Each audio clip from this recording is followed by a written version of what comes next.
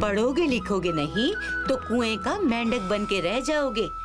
बचपन से गोपाल अपने पिताजी से यही सुनता आ रहा था, क्योंकि उसका मन पढ़ाई लिखाई में बिल्कुल नहीं लगता था। इसीलिए वो बाकी बच्चों से पढ़ाई में बहुत पीछे था।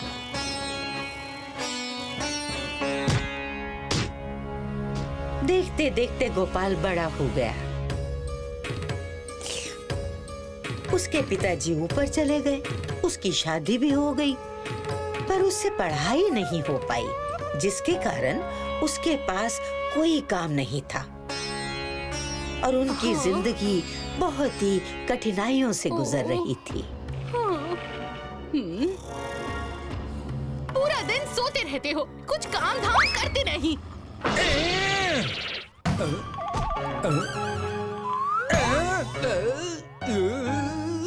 अरे क्या कर रही हो? तुम कुछ ऐसा काम क्यों नहीं करते जिससे कुछ धन कमा पाओ? कम से कम घर में दाना पानी तो आएगा।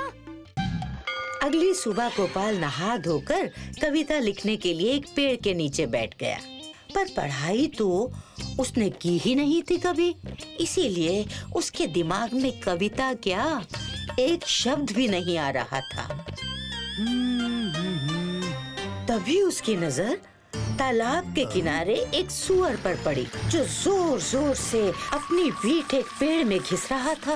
उसे देखते ही गोपाल बोल पड़ा, इतना ज्यादा घिसने से प्राण संकट में पड़ सकते हैं। वाह वाह वाह वाह, क्या कविता है! इतना ज्यादा घिसने से प्राण संकट में पड़ सकते हैं। ये कविता महाराज को जरूर पसंद आएगी। और इसी लाइन को कविता समझकर एक पत्ते में लिख लिया।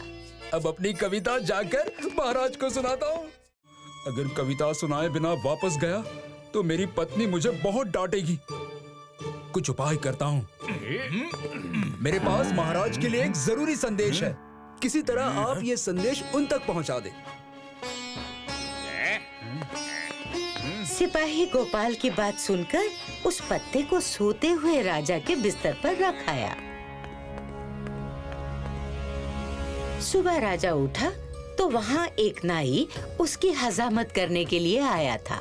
राजा की हजामत बनाने के पहले नाई ने उस्तरे की धार बढ़ाने के लिए उसे पत्थर पर घिसना शुरू किया। तभी राजा की नजर उस पत्ते पर पड़ी और उसने पत्ता उठाकर पढ़ा। इतना ज्यादा घिसने से प्राण संकट में आ सकते हैं। लगता है ये कोई गुप्त संदेश है। जरूर ये दुष्ट मेरी हत्या करने के लिए उस तरह घिस रहा है। बंदी बना लो इसे, ये मेरे प्राण लेने आया है। महाराज, मुझे क्षमा कर दीजिए, ये सब मैंने पड़ोसी राजा के कहने पर किया। If you like this video, subscribe to our channel Murthy Media.